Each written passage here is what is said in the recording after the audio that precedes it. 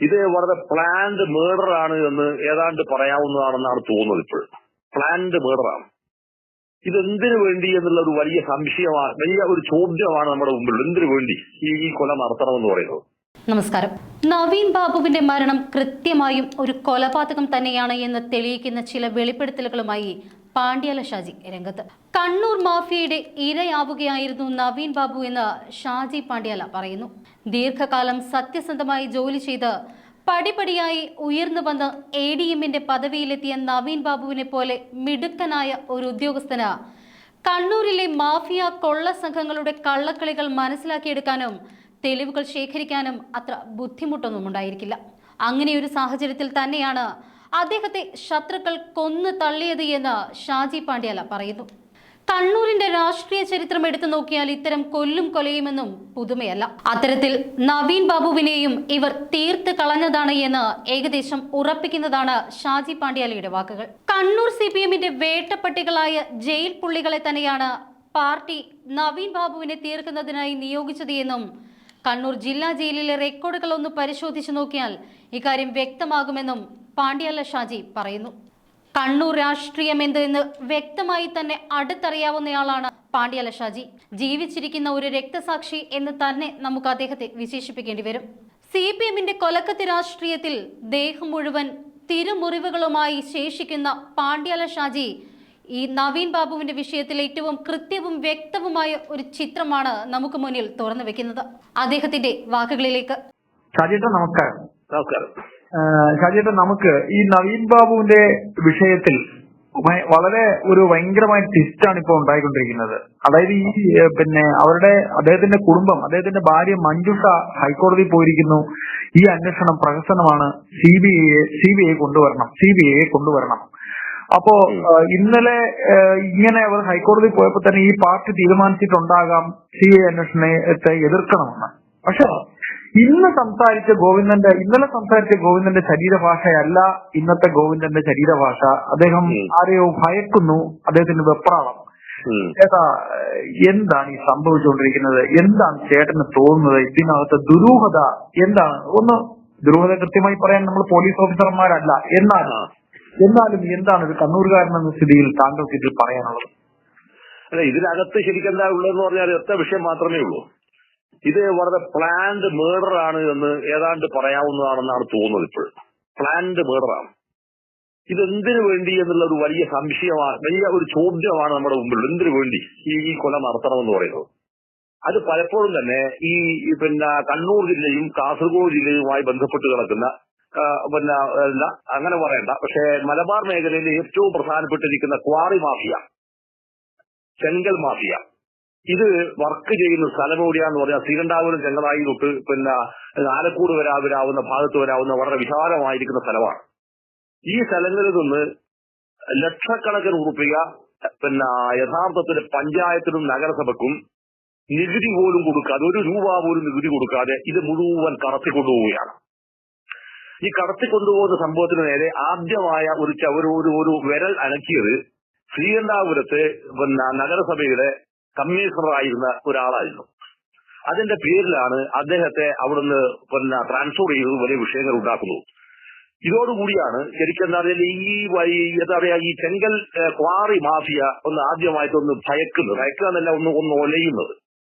ഈ ഒലയുന്ന ഒരു ചിത്രം ഒരുപാട് നിൽക്കവേ തന്നെയാണ് നവീൻ ബാബുവിന്റെ കണ്ണൂർ ADMമായിട്ട് അദ്ദേഹത്തിന്റെ രംഗപ്രവേശവും വരുന്നത്.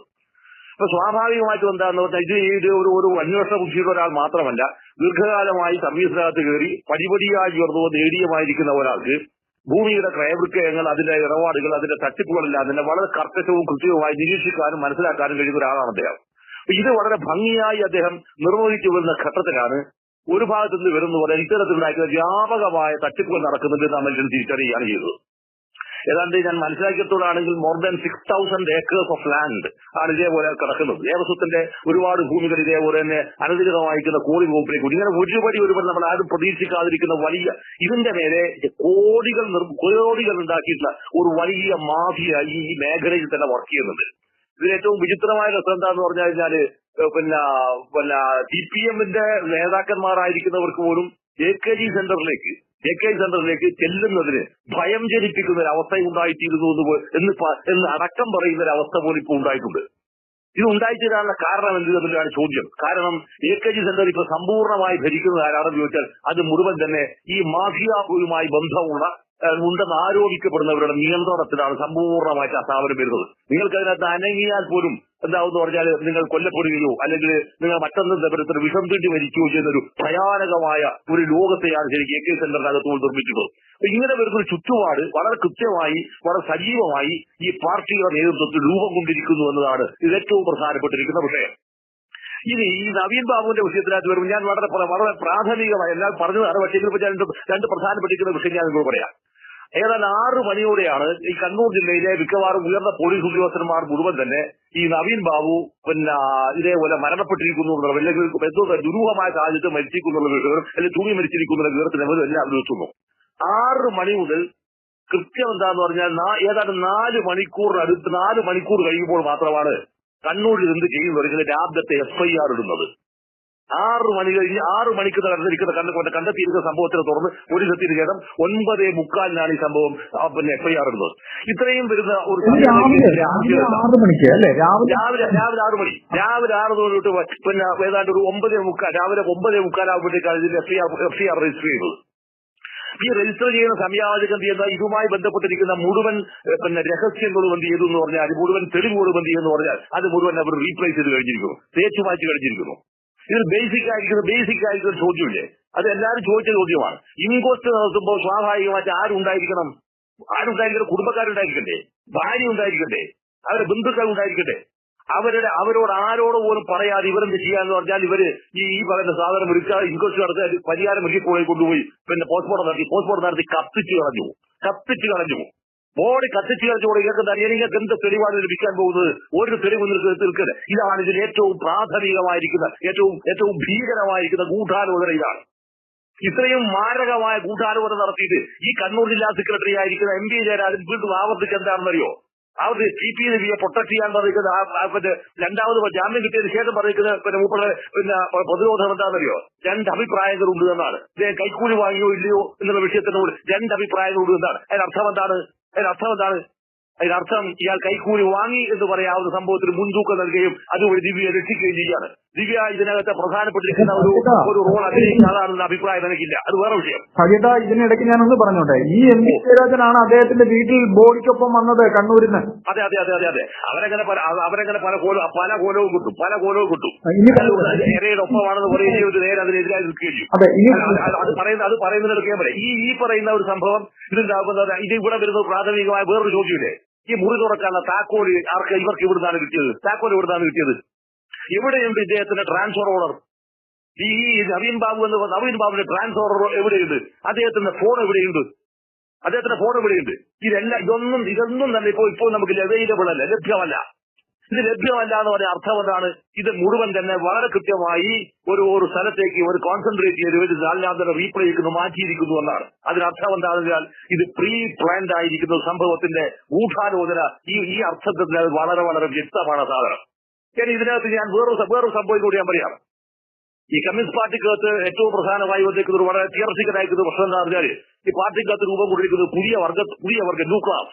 ഈ ന്യൂക്ലാസ് എന്ന വർഗത്തിന്റെ ഒരു ഉത്ഭവത്തെ കുറിച്ച് ആദ്യമായി പറഞ്ഞു തരാമെന്ന് പറഞ്ഞാൽ മാർഷൽ ടീറ്റോവിന്റെ യുഗോസ്ലാവിയൻ കമ്മ്യൂണിസ്റ്റ് പാർട്ടിയുടെ അതിനകത്ത് വൈസ് പ്രസിഡന്റ് ആയിരിക്കുന്ന ഇവരാണ് ഈ സാധനം ആദ്യമായിട്ട് പറയുന്നത്.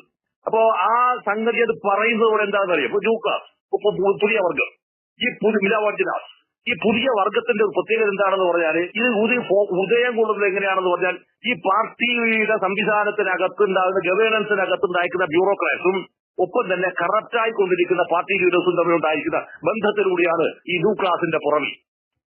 അത് ഇത് മാത്രമേ താല്പര്യമുള്ളൂ. പണം ആർത്തി പിടിച്ചിരിക്കുന്ന പണമല്ലാതെ മറ്റൊന്നും ഇവർക്ക് താല്പര്യമില്ല. ഈ ആർത്തി പിടിച്ചിരിക്കുന്ന പണത്തിന്റെ ഭാഗമായി ഇവർ സർവ്വതും വിട്ടിപ്പിടിക്കുന്നു. ഈ ലോകത്തിലെ കമ്മ്യൂണിസ്റ്റ് പാർട്ടിയുടെ ഗവൺമെന്റുകൾ മുഴുവൻ, സാർവദേശിക തലത്തിലുള്ള കമ്മ്യൂണിസ്റ്റ് പാർട്ടി ഗവൺമെന്റുകൾ മുഴുവൻ നശിക്കാനിടയായിരിക്കുന്ന ഏറ്റവും പ്രധാനപ്പെട്ടിരിക്കുന്ന ഘടകം ഈ ബർത്ത് ഓഫ് ന്യൂ ക്ലാസ് ആണ്. ഈ പുതിയ വർഗത്തിന്റെ ഉദയമാണ്. ഈ പുതിയ വർഗത്തിന്റെ ഉദയത്തിനെ പറ്റി നമ്മൾ ദീർഘമായി സംസാരിക്കാനുള്ള സ്പേസ് ഒന്നും ഇതിനകത്തില്ലല്ലോ. ഞാൻ അതിനകത്ത് ഒരു 3 ഉദാഹരണം പറഞ്ഞതായത്. കണ്ണൂർ ജില്ലയിൽ ഈ സാധനം വളരെ കൃത്യമായി ഫോൺ ചെയ്യപ്പെടുന്ന എപ്പോഴാണെന്ന് അറിയുന്നത് ഫോം ചെയ്യപ്പെടുന്നത് ഇപ്പോഴത്തെ ഈ കാട്ടാസ് മുഖ്യമന്ത്രി പാർട്ടി സെക്രട്ടറി അധികാരിയാവുന്നതോടുകൂടിയാണ് ഈ കണ്ണൂർ ജില്ലയിൽ ഇതിന്റെ ഏറ്റവും പ്രധാനപ്പെട്ടിരിക്കുന്ന ഒരു ഫോം രൂപം കൊടുത്തു. ഈ പുതിയ ഞാൻ ഇടയ്ക്കൊന്ന് കയറുകയാണ്. ചേട്ടൻ പറഞ്ഞു വന്ന ഒരു കാര്യം 6 മുതൽ 9 വരെയുള്ള നിരീക്ഷണം വരികയും ഈ അദ്ദേഹം മരിച്ചു കിടക്കുന്ന കാര്യത്തെക്കുറിച്ച് ചേട്ടൻ ഒരു സംശയം പറഞ്ഞില്ലേ, അതൊന്ന് പറയാമോ? അദ്ദേഹം താമസിക്കുന്ന സ്ഥലവും ജയിലും തമ്മിൽ വലിയ ദൂരമില്ല. അതിനകത്ത് വരുന്ന വിഷയം എന്താ പറഞ്ഞാല്, അപ്പൊ ഇതിനകത്ത് സ്വാഭാവികമായി അനുമാനിക്കാവുന്ന സംഭവം എന്താണെന്ന് പറഞ്ഞാൽ സെൻട്രൽ ജയിലിനകത്ത് നിന്ന് അല്ലെങ്കിൽ ഇവരുടെ കസ്റ്റഡിയിൽ തന്നെ ഉണ്ടായിരിക്കുന്ന ഏറ്റവും എന്താ പറയാ എക്സ്പേർട്ട് ആയിരിക്കുന്ന ക്രിമിനൽസ് ഉണ്ട്. ആ ക്രിമിനൽസിനെ ഉപയോഗിച്ച് ഇദ്ദേഹത്തെ കൊലപ്പെടുത്തിയതാവാനാണ് സാധ്യത. ഈ സാധ്യത വളരെ തന്നെ കണ്ണൂർ ജില്ലയിലെ പല ആളുകളുടെയും മനസ്സിലുണ്ട്. ഷാജിയുടെ വീട്ടിലേക്ക് പോകാനായി തിരിച്ച മനുഷ്യൻ അദ്ദേഹം റൂമിലേക്ക് വരുന്നു. അദ്ദേഹത്തിന് ആ ഒരു മാനസികാവസ്ഥ ഇവർ ഉണ്ടാക്കുന്നു. ആ മാനസികാവസ്ഥയിൽ വരുന്ന ആളിനെ ചേട്ടൻ ബാക്കി പറയണം. അല്ല, ആ ഇരുന്ന ആളെയാണ് എന്തോ ഇവരെടുത്ത് തരാനുണ്ടെന്ന് പറഞ്ഞാൽ ഇയാൾ തിരിച്ചു പിടിക്കുന്നില്ലല്ലോ, അല്ലെങ്കിൽ ഇയാൾ ഇറങ്ങിപ്പോകുന്നതാണ്. അപ്പൊ ഇതിനകത്ത് എപ്പോഴും ദുരൂഹം ഉണ്ടായിട്ട് സംഭവം കൂടിയാണ്. ഒരാൾ പറയുന്നു ഞാൻ ഇയാളെ കണ്ണൂർ മുനീശ്വര ഗോവിന്റെ അടുത്താണ് ഇറക്കിയത്. നിങ്ങൾ അറിയേണ്ടത് ആലോചിക്കേണ്ടത് സംഭവം എന്ന് പറഞ്ഞാൽ ADM-നെ പോലത്തെ ഒരാള് ഞാൻ ഇവിടെ ഇറങ്ങുന്ന ചാടി ഇറക്കിയിട്ട് പോകാൻ ഡ്രൈവർക്ക് ഉത്തരവാദിത്വമില്ലേ? അദ്ദേഹത്തെ വണ്ടി കയറ്റി വിട്ടതിന് ശേഷം അദ്ദേഹത്തെ യാത്ര ചെയ്യുന്നുണ്ട് എന്ന് കൺഫേം ചെയ്തതിന് ശേഷം മാത്രമാണ് ഇയാൾ തിരിച്ച് വീട്ടിലേക്ക് പോകാൻ പാടുള്ളൂ, അല്ലെങ്കിൽ വീട്ടിൽ പോയാൽ തിരിച്ചു പിടിച്ചിരിക്കണം ഈ ഡ്രൈവർ. അതതിന്റെ സ്വാഭാവികമായിരിക്കുന്നു, നടപടിക്രമമായ സ്വാഭാവികമായി. ഡ്രൈവർ ഇതുവരെ ചോദ്യം ചെയ്തില്ല. അപ്പൊ ഡ്രൈവറെ ചോദ്യം ചെയ്യാതിരിക്കാൻ മാത്രം ഉണ്ടാകുന്ന വലിയ ദൂരം നിർമ്മിച്ചത് ആര് എന്നൊരു ചോദ്യമുണ്ട്. ആ നിർമ്മിച്ച ചോദ്യത്തിനകത്ത് അതായത് ഇത് എബ്സല്യൂട്ട്ലി ഗൂഢാലോചന. ഈ ഗൂഢാലോചനയിൽ ആര് പങ്കാളിയാണ്? പാർട്ടി ഇതിനകത്ത് പരമപ്രധാനമായിരിക്കുന്ന പങ്കാളിയാണ്. പാർട്ടി എന്ന് പറയുമ്പോൾ പാർട്ടിയെ നയിക്കുന്ന ഈ ന്യൂക്ലാസിന്റെ നിയന്ത്രണമാണ് ഇതിന്റെ പറയുന്നത്. ഈ പുതിയ വർഗം നോക്കൂ നിങ്ങൾ. ഇതിന് തൊട്ട് മുൻപായി തളിപ്പറമ്പ് ടാഗോർ വിദ്യാധികേതൻ, ആ ടാഗോർ വിദ്യാധികേതത്തിനകത്ത് ഇതേപോലെ തന്നെ ഒരു ആത്മഹത്യ നടക്കുന്നുണ്ട്. ആ ആത്മഹത്യ നടന്നപ്പോഴും അതുകൊണ്ടായിട്ട് ആ സാധനവും ഒന്നും അല്ലാതായി മുടിച്ചുപോയി. രണ്ടാമത് വരുന്നു CPIM-ന്റെ സംസ്ഥാന സെക്രട്ടറി ആയിരിക്കുന്ന ഗോവിന്ദന്റെ ഭാര്യ PK ശ്യാമള, ചെയർമാനായിരിക്കുന്ന ആന്തൂർ നഗരസഭക്കകത്ത് ഷാജന്റെ ആത്മഹത്യ വരുന്നു. അതും എന്തായി തീർന്നു? ഒന്നും ആയില്ല. മൂന്നാമത് വരുന്ന സംഭവമാണ് ഈ നവീൻ ബാബുവിന്റെ ആത്മഹത്യ. ഈ 3 സംഭവവും എന്താണെന്നറിയുമ്പോൾ ഈ ന്യൂക്ലാസിന്റെ സ്വാധീനവും ഇതുപോലുണ്ടായിരിക്കുന്ന കച്ചവട ബന്ധങ്ങളുടെ സ്വാധീനത്തിലെയും ഭാഗമായാണ് ഈ 3 സംഭവവും സംഭവിക്കുന്നത്. ഇതിൽ PK ശ്യാമളയെ ഇതിനകത്ത് കുറ്റമുക്തമാക്കി തീർക്കാനുണ്ടായിരിക്കുന്ന റിപ്പോർട്ട് തയ്യാറാക്കിയതാരാന്ന് പറയുന്നത് അതും വളരെ വിചിത്രമാണ്. മട്ടന്നൂർ നഗരസഭയിലെ കമ്മീഷണറായിട്ട് വർക്ക് ചെയ്തിരിക്കുന്ന ഒരു വിദ്വാനാണ്. ഇതിൽ എന്താ പറയാ മുനിസിപ്പൽ ചെയർപേഴ്സന്റെ ഭാഗത്ത് നിന്ന് കുറ്റകരമായ ഒന്നും കണ്ടെത്തിയിട്ടില്ല എന്ന് മൂപ്പറായത്. അയാൾ ഇപ്പൊ ഇവിടെ വർക്ക് ചെയ്യുന്നത് തിരുവനന്തപുരത്തെ ഒരു മന്ത്രിയുടെ വളരെ പ്രധാനപ്പെട്ടിരിക്കുന്ന തസ്തികത്ത് പോസ്റ്റ് ചെയ്തിട്ട് അയാൾ വർക്ക് ചെയ്യുകയാണ്. പേഴ്സണൽ സ്റ്റാഫിലുണ്ട്. ഉത്തരവാദപ്പെട്ട തസ്തികയിലാണ് ഇരിക്കുന്നത്. അല്ല, മന്ത്രി ഇരിക്കുന്നുണ്ട്. അത് ഞാനിപ്പോ അത് പറഞ്ഞു കൊള്ളാക്കണ്ട, അതുകൊണ്ടാണ്. അപ്പൊ ഇത് ഇങ്ങനെ വരുന്ന ചിത്രമാണ്. ഈ ഒരു ചിത്രം ഉണ്ടായിരിക്കുന്നതാണ് ഗോവിന്ദന് യാതൊരു ലജ്ജയും ഉടുപ്പുമില്ലാതെ ഗോവിന്ദൻ ഇന്ന് രാവിലെ പറഞ്ഞിരിക്കുന്ന സാധനം എന്താ? ഇന്നലെ സാധനം എന്താണ്? CPM കൂടെ ഞങ്ങൾ എതിർക്കുമെന്നാണ് പറഞ്ഞത്, അല്ലേ? 2 കുഞ്ഞു കുട്ടികളുടെ നിലവിളിയുണ്ടോ കേരളത്തിൽ.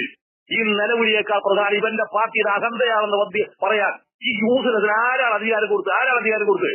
ഏത് കമ്മ്യൂണിസ്റ്റ് പാർട്ടിയുടെ സെക്രട്ടറിയാണ് ഇവൻ? എന്ത് കമ്മ്യൂണിസ്റ്റ് പാർട്ടി സെക്രട്ടറിയാണ് ഇവൻ?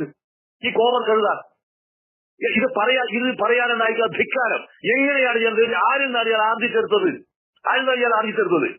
ഇത് ഇയാൾക്ക് ലഭിക്കാണ്ടായ ഏറ്റവും വലിയ പ്രധാനപ്പെട്ട കാര്യം എന്താ അറിയുന്നത്? അപ്പുറത്തുണ്ടായിരിക്കുന്ന ഈ പറയുന്ന വിദ്വാൻ എഴുതി കൊടുത്തു. ആര്? ഈ ശ്യാമള ഇതിനകത്ത് ഒരു മണ്ണാങ്കട്ടയും ചെയ്തിട്ടില്ല, ശ്യാമള കറക്റ്റാണെന്ന് പറഞ്ഞു. അവർ എഴുതി കൊടുത്തിരിക്കുന്ന വിദ്വാനാണ് പ്രൊമോഷനും കൊടുത്തു.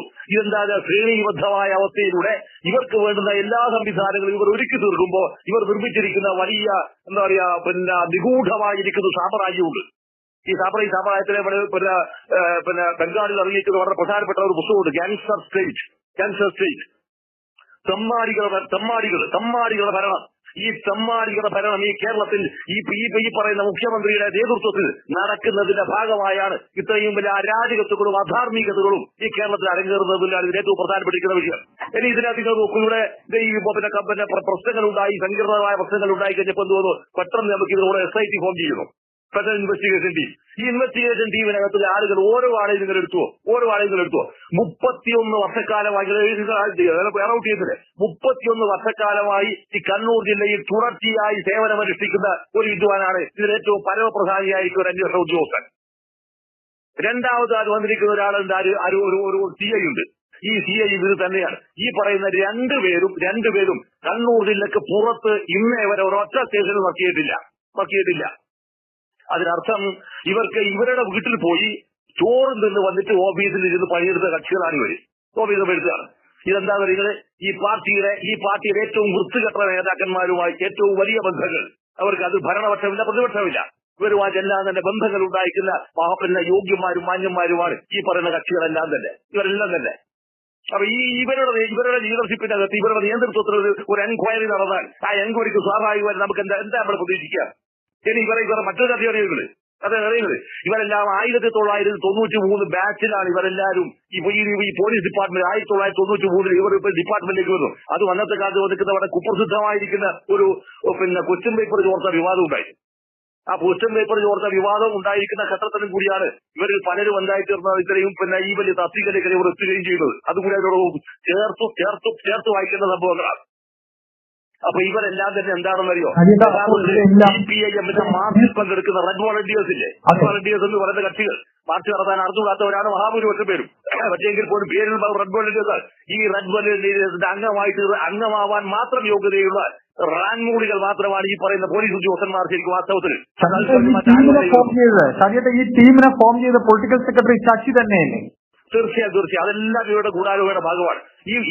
ഇത് ഫോം ചെയ്തെന്തിനാണ്? ഇത് അടച്ചു ഈ കേസ് ഷട്ട് ഡൗൺ ചെയ്യാനാണ്, വെറുതെയല്ല. ഇത് ഷട്ട് ഡൗൺ ചെയ്യാനാണ്, മറ്റൊന്നുമല്ല കാരണം. ഇത് CBI ഏൽപ്പിക്കുമ്പോൾ ഒരു സംശയം, CBI ഏൽപ്പിക്കുമ്പോൾ അത് കൂട്ടിലടച്ച തത്ത അല്ലെങ്കിൽ CBI നമുക്ക് കണ്ണുമടച്ച് വിശ്വസിക്കാൻ കഴിയില്ല.